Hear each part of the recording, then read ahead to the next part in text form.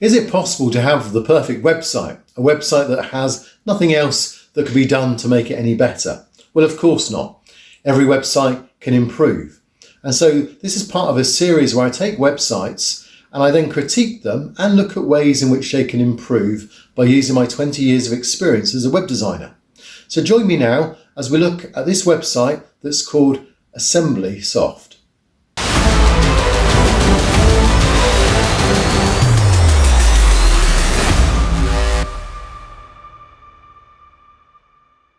Hi, I'm Zane from Zanet Design, and I use my 20 years of experience to help you build your website and its presence on the internet.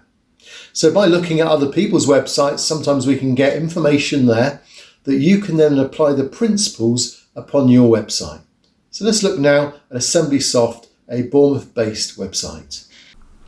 So we're here on assemblysoft.com, and overview of this website is it fills the screen nicely with a background image and clearly states what it is. Specialist.NET Studio, problem solvers translating complex into simple.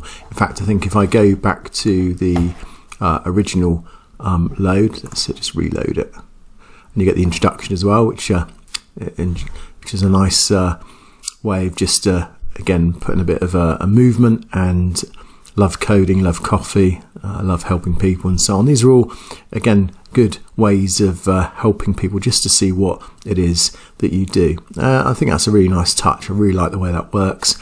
And it's very clear it's based in Bournemouth, so again, appeal to local clients that want someone to do some back-end coding and then take a look around, which we do. It takes us then down to some of your projects and so on. So it appears that the website itself is kind of based on a kind of one-page type of mechanism where the about page is built in, and so is the projects page.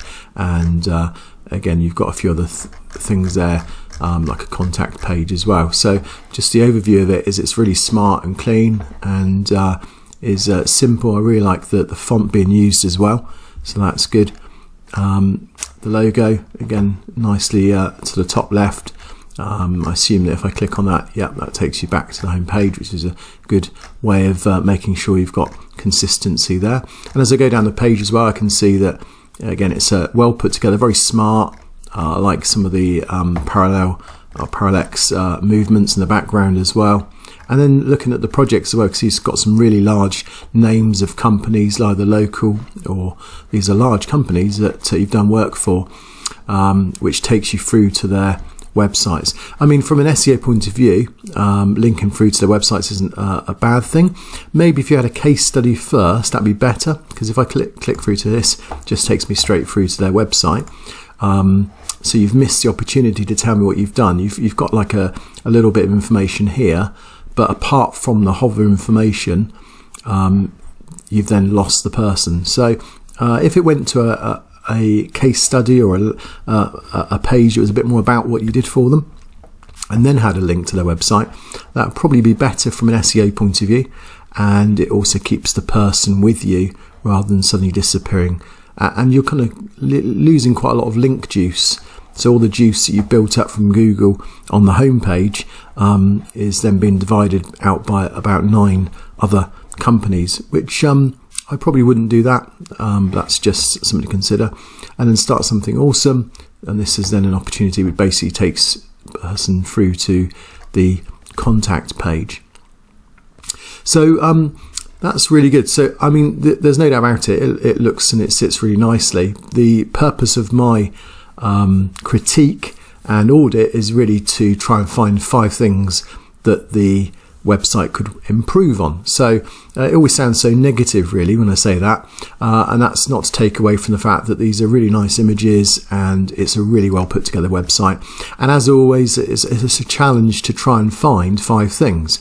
So that's always a credit to those that enable me to have to put a bit of work in to find these 5 things. There's nothing that's outstandingly obvious, but I will point out the first thing that I did notice when I go back to the home page first of all is that I'm kind of unsure when the very first time I saw this, and I know the person behind this website, Carl, who is an excellent programmer, and I've seen his work, and I'm very impressed by it.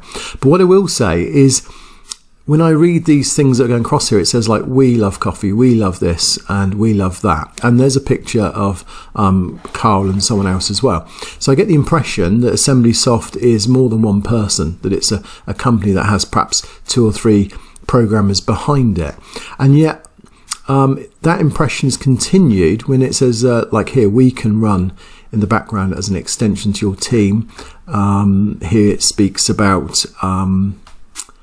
where was it? Some of the projects and the clients that we have had the privilege. So I'm getting the impression this is quite a large, or certainly a company that's got more than one person behind it. And maybe that is the case. I'm not sure if I do know the answer to that.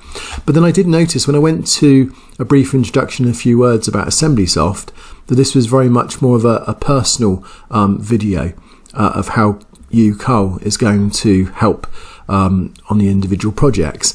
And so I'm kind of, there's an identity confusion there as to whether, and I've done this myself, that when you work as a company, but it's you behind the company, it can be wanting to say we to imply it's a bigger company than it is. But on the other hand, then it loses that personal touch. So I wonder whether there's more in it when you do talk about you and I, as in you're talking about the customer and what you can do, and vice versa, how you can improve their situation with your coding, whether that would be useful to have in mind. And also when I watched the video as well, which I did watch it through, there are parts of it that are really good, and there are parts, I'll just randomly pick a couple of it. So here where if there was some eye contact, it would make an improved difference. So on some parts of it, there is eye contact, and then in other parts there isn't. So like here, there isn't. So again, the whole idea is to try and improve that identity contact with the person. And the point of the video is to do that. And by adding a video, that's really good. But I would, I would just try and make it so that it's more a case of you talking to the person, identifying with them, building up their trust. Okay, so my next thing I'm now going to look at is going to just consider some of the consistency that would benefit the website. So I know that there's been some work done to the website recently, and it may well be that I'm picking up on some things from that. So you have to forgive me if that is the case. But when I go across the top here, navigation, so the home page is fine. When I click on services, I get like a different web page. So I imagine this is still being worked on. I'm not too sure. I mean, it's good. It's got a home page I can go back to, but clicking on services, the menu here has kind of jumped, and also we've gone from like a black and white version of the logo to a coloured version of the logo. So I'm not sure what this page is, whether it's there's obviously got a purpose for it, but just something to consider. And here you've got like one telephone number, which is like a landline, whereas when I go to the contact page, we've now got 2 telephone numbers, and again a different menu, and now we've gone to black. So we were white, we were blue. I mean, there's no harm in changing things to get the contrast, and that is absolutely right thing to do, but just the contact page is different to the home page, which is different to the services page. From a menu point of view, there's an inconsistency. So consistency is important really to have, because it helps users to just feel it's a bit more intuitive the way they work from going from page to page. It may be that these are just leftovers from perhaps a couple of updates that need looking at. So it may well be that that's something that will be resolved quite soon. But also, yeah, so the menu colours have changed a bit, which again, might just be worth looking at. The fact you've got a couple of different telephone numbers is also just something to bear in mind. Now, the other thing is the blog as well. Now, if I go to the blog, it takes me outside of the website altogether. And I imagine this is Blogger by looks things, which is by Google. And the trouble with that is it just means that I've now got no way of going back to where I was. So all I can do is go back on my browser. So I would just, again, be very hesitant to take someone from my website and then by clicking on blog, they're suddenly into a totally different web page altogether. And it may well be that this is useful information here. I would have all this information on my domain and within my blog site. Now I notice this does use the same domain, so that's good. So it does bring kind of that benefit to the domain name itself, but actually the website itself isn't really getting any benefit from that at all. A blog or a news area is ideal for bringing in fresh traffic and for potential clients and building people's trust with your branding. And yet if I go to the blog itself, there's no branding. It's kind of, apart from maybe a few keywords that you've used on the website, there's not a lot there that's actually telling me anything about your website. There's nothing wrong with it, the content, and I'm sure what you've written is really useful, but that actually isn't going to benefit you at all. So making sure that if you can get it more related, if you can get a bolt onto your CMS website so that you can then keep people within the same format with the same branding. I mean, it's basically, the branding is just a total difference, and you lose that credibility then. So that's be my third thing. So let's just go through so first of all, the identity of talking about you as a person running the business as opposed to we, and having that kind of camera contact and so on with the person, so appealing to an individual. So identity would be the first area. The second area would be the consistency on the menus, which is really kind of quite apparent when you start going around to different pages.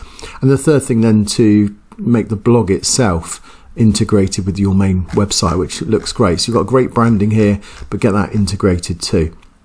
Now, the other thing I noticed was there just doesn't seem to be any SEO on the site at all. So if I look at the title, you've got .NET Studio Assemblysoft, and actually that's pretty much it on every page, because there's a lack of pages, and because the blog is kind of off-site as it was, there isn't a lot of information.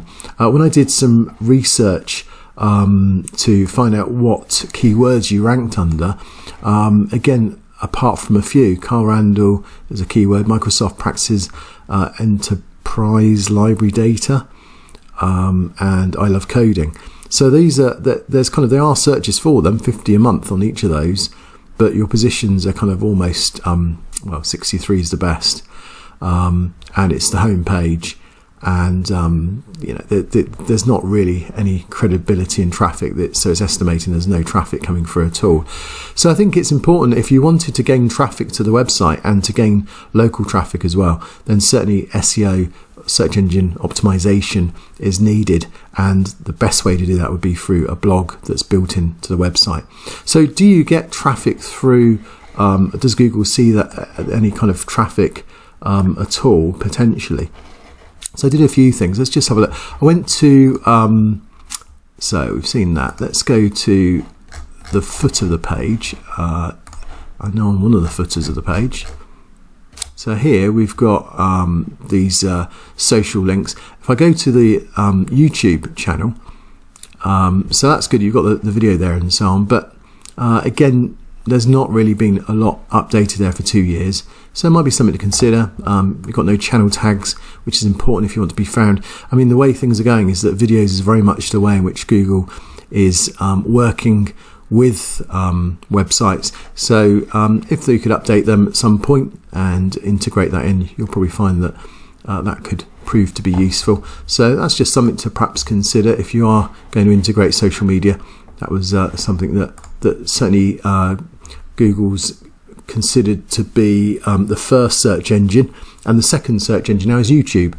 So certainly if you wanted to show some of your how-tos rather than just writing documents, you can then perhaps put a video together as well, and that seems to go down really well when you integrate that into SEO terms as well. So we've looked at that. Just a few other things. So I did a search for Assemblysoft, and you come up number 1, which is always good to see, and clearly it's you as well, so that's good.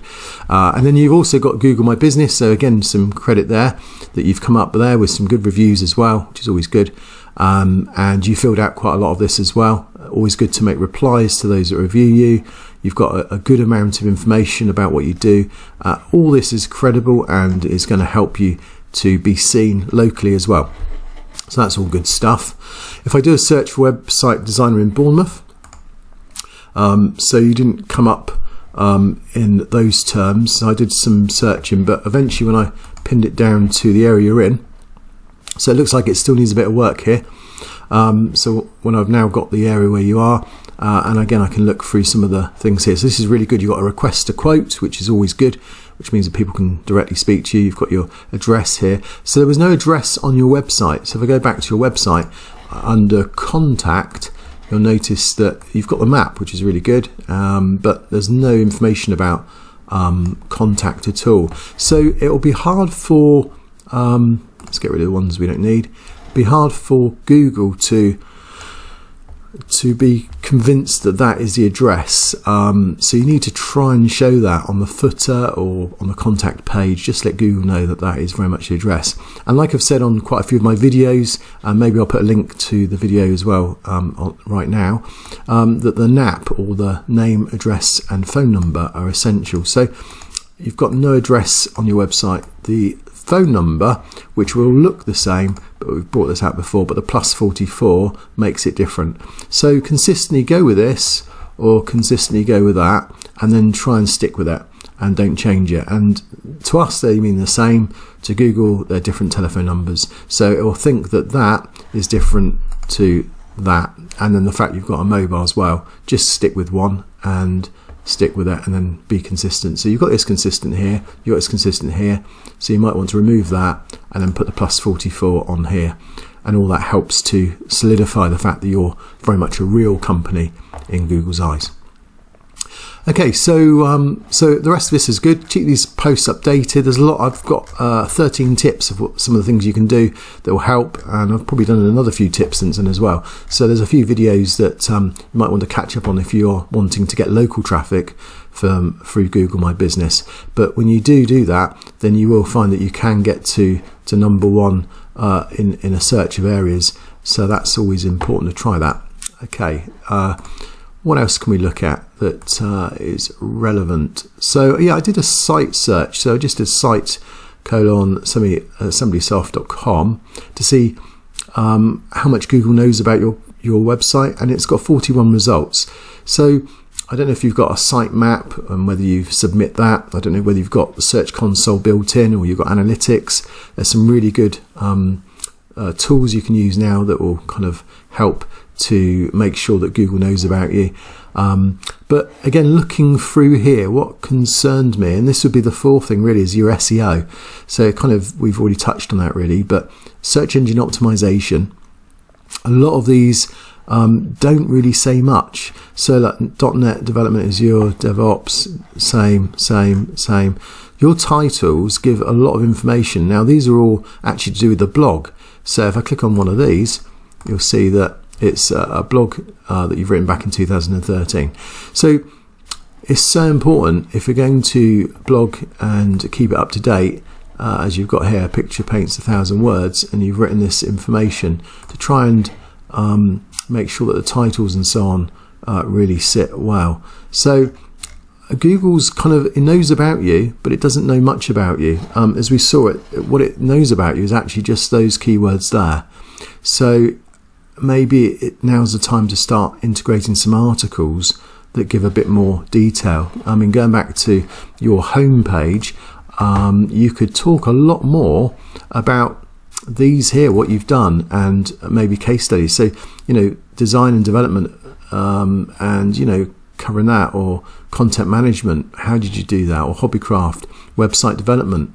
Maybe you just need to put some keywords and really explain a bit more about how it worked, what you did, and so on. And maybe that's something that you could consider. And then that way, then you give Google a lot more information about what you can do, and then that enables then Google to point people in your direction. So I think there's a lot of SEO work still to be done here. And then finally, really, what was else? I always end up performing a test on GTMetrix or some other power tool. So I know page speed is probably one of the ones that we all kind of go with and look at. But there were a few clear things here. So serve scaled images.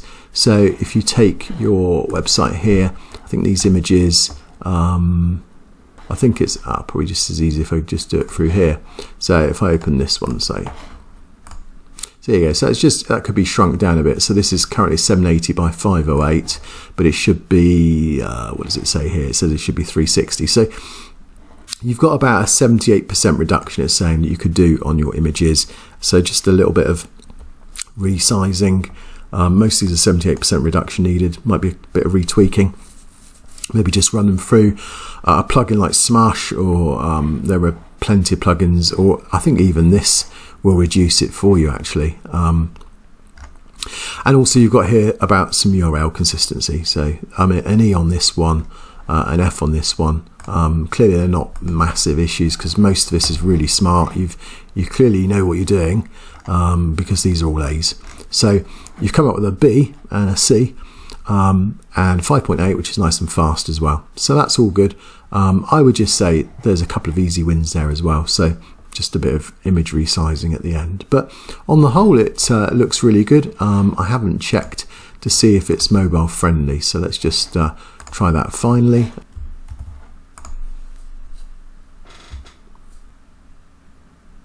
There you go, no surprise, it's perfectly mobile friendly, and it looks great as well. So I mean, that's a really nice positive thing there to end on. So lovely site, really enjoyed looking at this one.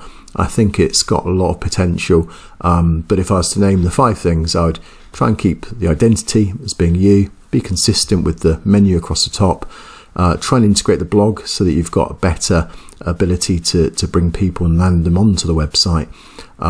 Then try and use the blog particularly for SEO purposes, perhaps aim a few keywords as well, and finally just look at GTMetrix to see whether you can improve in the way in which you resize the images. But on the whole, a great website, really nicely put together, great design, really love the black and white with a bit of red.